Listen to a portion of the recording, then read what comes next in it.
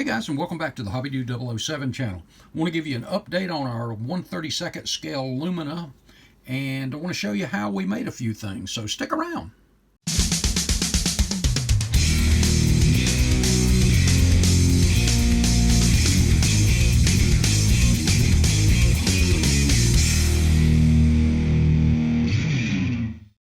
Let's start off with a dash. First up, you notice the gauges. Really that was easy because the decal sheet, the 32nd scale decal sheet for this car actually came with those, so that did make it a bit easier. I added the light and a couple of the bolt heads here and there. But the gauges, I just cut them and set them down. And here's a picture, by the way, of the dash in the Lumina that we're replicating. And of course, every race, these things were always a little bit different. You'll notice on this one, there's a few decals missing from the dash up here, which I'm going to be correcting that. Once I have the paint on the chassis this afternoon, I'll come back and add a few more decals here. The gauges, you'll notice in this picture, we're using some bezels to put around the gauges, give them a more realistic look.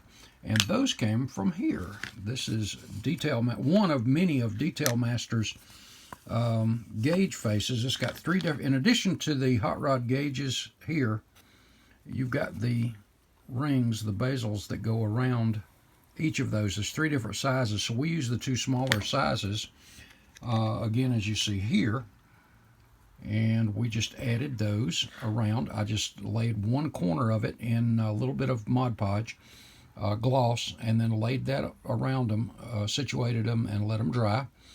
And as you see the rings, yeah, there you can see them a little better now. So they have the little bezels around them. And then we took just clear Mod Podge, and we did the gloss.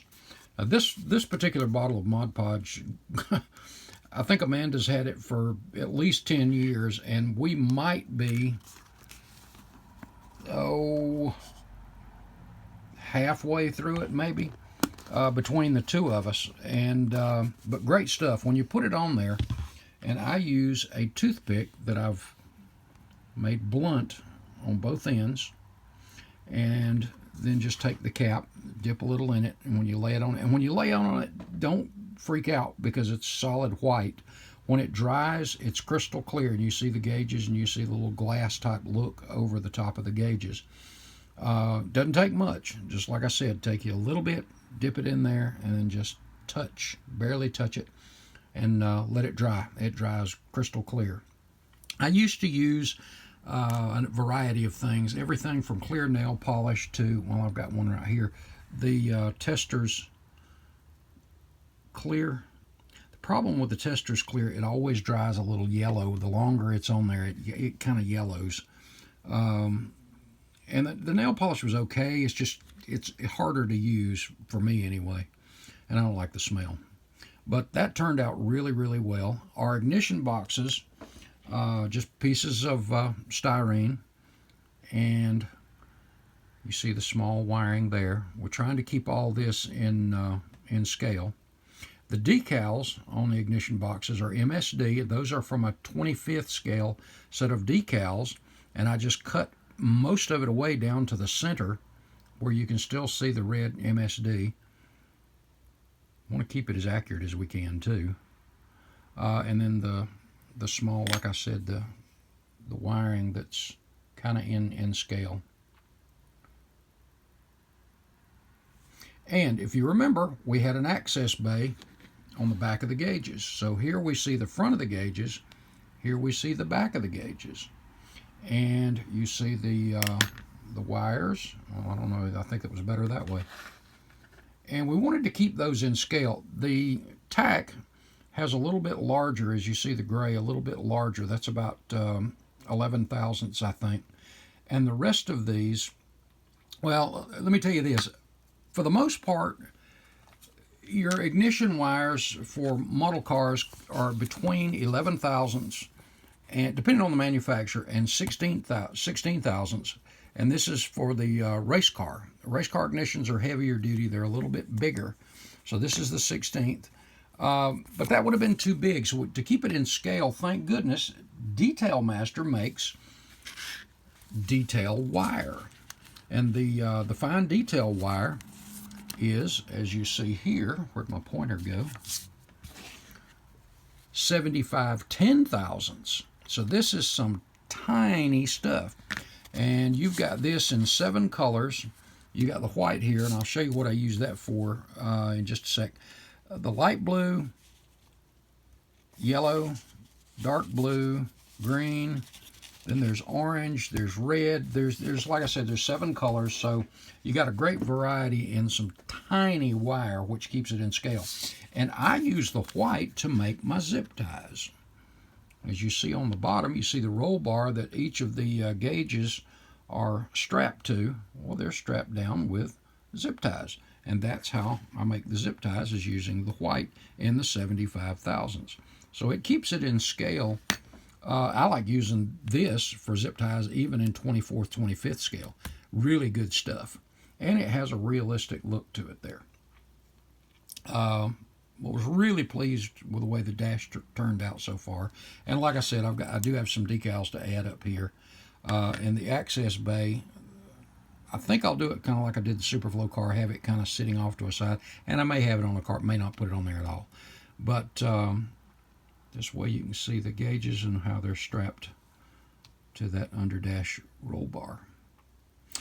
Okay, well, next up, let's talk about springs. Several people have asked in the comments and the videos, or excuse me, the pictures I posted on some of the Facebook groups, how in the world did you make the springs? Well, the first thing you got to do is figure out what size springs you need to make. I grabbed my K&S bucket out with all my K&S rod, and then I went back to my spring buckets, and the first thing we needed to do is match up a size, and hopefully you'll be able to see that. And with a spring wrapped around that, that's going to take up pretty much the whole, and don't get a piece that's the exact size as this, because your spring's going to be too big. So allow a little room for that. And sorry guys, I'm in my own light there. To wrap around it.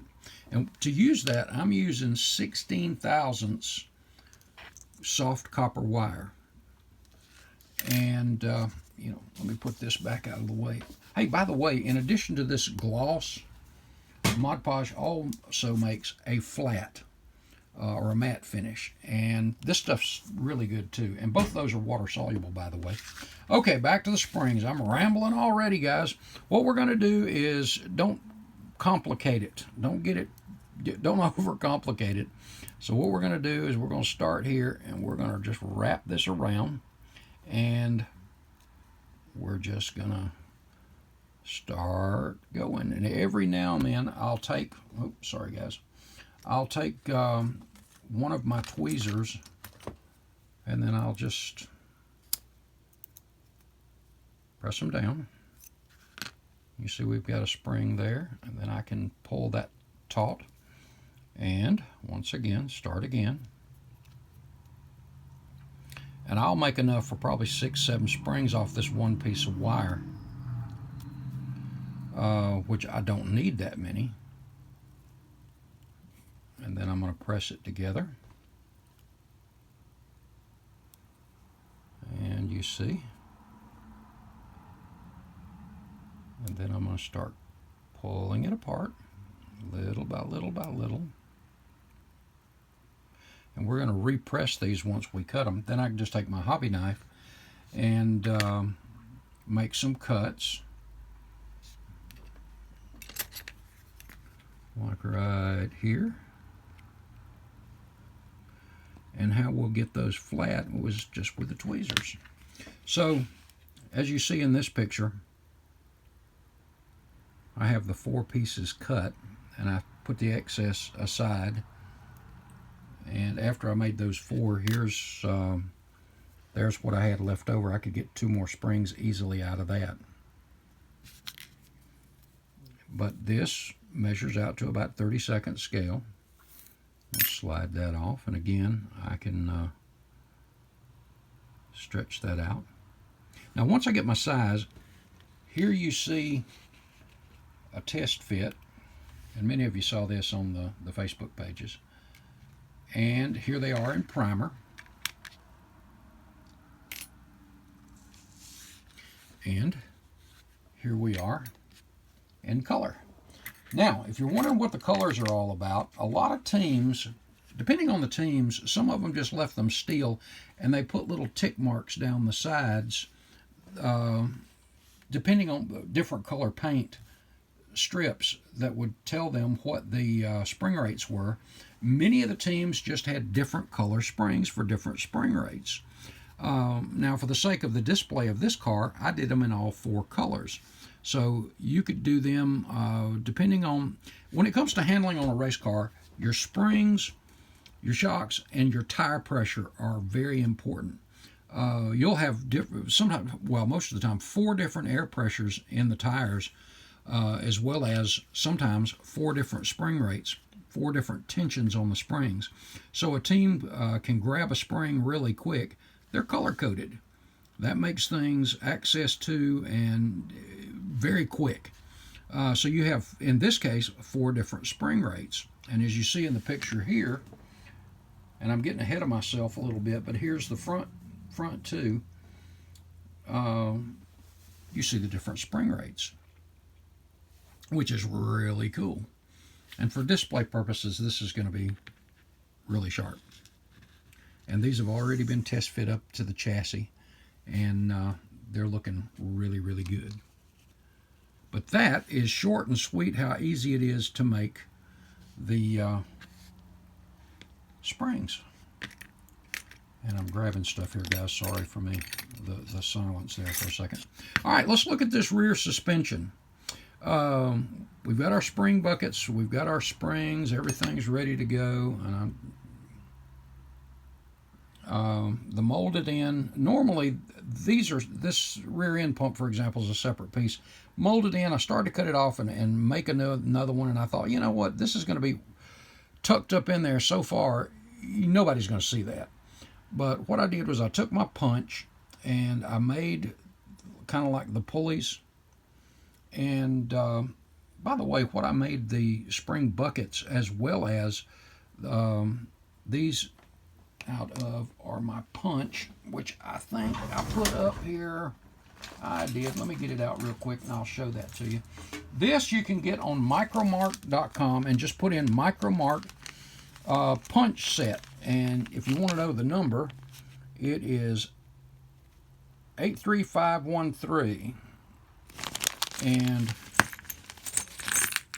what you do is you just get what size you need. For example, for those 2 pulleys there, the center and that one, I just figured out what size I needed, lifted this up, put my Diet Coke can in there as usual, and then when you put this in, just take, I usually don't use a hammer, I just use the pair of pliers I've got on the disc here and just kind of tap it, and it punches right through your little piece of aluminum. And then for the center where the drive shaft's going through, I centered that up. Well, actually, I did that one first, and then did the punch. Oops, wrong one. Did the punch on it, then centered that up over here, and popped it through. So this thing is worth its weight. And you've seen me use this to do sheet plastic too. In fact, those lower spring buckets there, and the things they're sitting on. And if you remember the spring buckets up in here, that's what we made those out of, was just using our punch to do that. And we'll get back to that chassis here in a minute. But just that simple. Having the right tools is always makes it easy. And then we got into the plumbing and all that kind of stuff for the rear end. Let's talk about the brakes first. First of all, you see the brake line that runs across, and well, you also see the retainer. By the way, this retainer that goes around, up and around the, I'm just not getting focused there, guys. that holds the rear axle to the trailing arms. That is just a piece of 15 thousandths sorter. As you see here, this is an old Radio Shack spool I've had for years. And this is also what we used for this brake line that you see that runs across the top of the rear end to these blocks. And then we have Protec 18 thousandths. I'll try to get my hand out of the way. Wire, braided line, braided line that runs from this block around to the calipers. And we use the same thing for our plumbing lines here. This one is not connected because this one's going to go up into the car to the cooler. And then there'll be one that comes out and comes back around to this line. I'm not finished with this by any means either. But here we are. We have our brakes mounted. Our track bar is drilled out. Everything is pretty much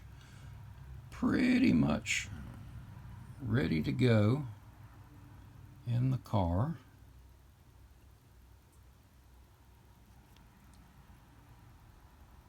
I think this really turned out nice. I'm very pleased with it, thus far anyway. And the front suspension, as we showed you this with the springs sitting in it, what we did was we replaced this bar with a piece of stainless steel rod.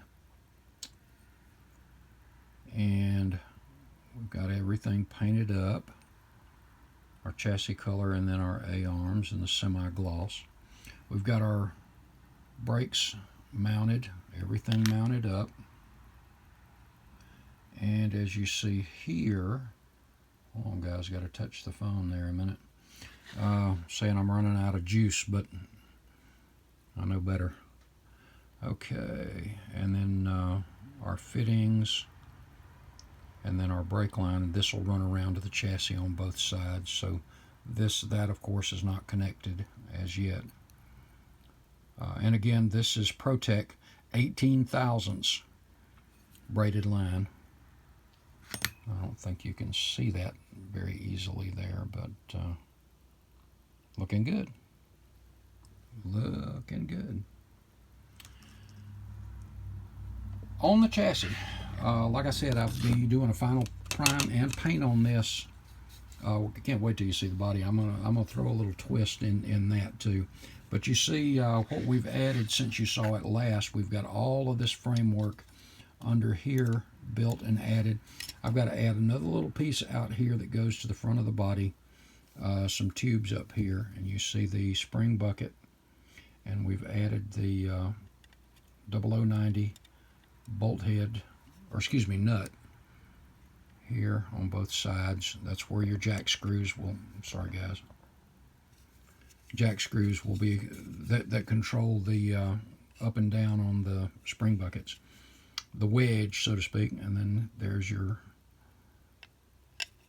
nuts and the corners there. But yeah, this will be painted this afternoon, so this will be coming along pretty good. Probably got another hour and a half to build this piece that comes out here. Kind of like Nerf bars underneath the body there.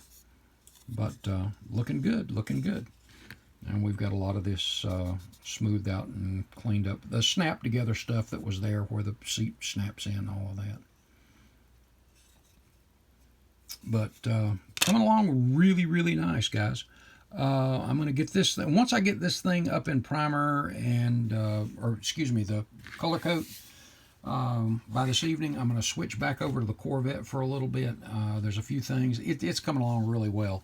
So I'm going to switch back over to the Corvette, and while this stuff kind of cures in the dehydrator for a little bit, and then we'll come back to this. I'm just trying to stay a little bit on each one. I don't want to get one too far behind the other. But that's it for today, guys. Head over to HobbyNut Models. Check out Mark's inventory. You'll be tickled with what you see there. Great stuff. Check out our Teespring store, too. I hadn't mentioned that in a while, but we've got some pretty cool stuff there. Get yourself a coffee mug, sweatshirt, cooler weather's coming up, t-shirt, whatever you want to do for Atlanta. And speaking of which, it's getting closer and closer to that time, guys. My buddy Clay Kemp sent a thing, said tick-tock, tick-tock, and man, he's right. It's coming up on us quick. Guys, Jesus loves you, and so do I. Thanks a bunch, guys. Have an awesome weekend. I'll see you in the next one.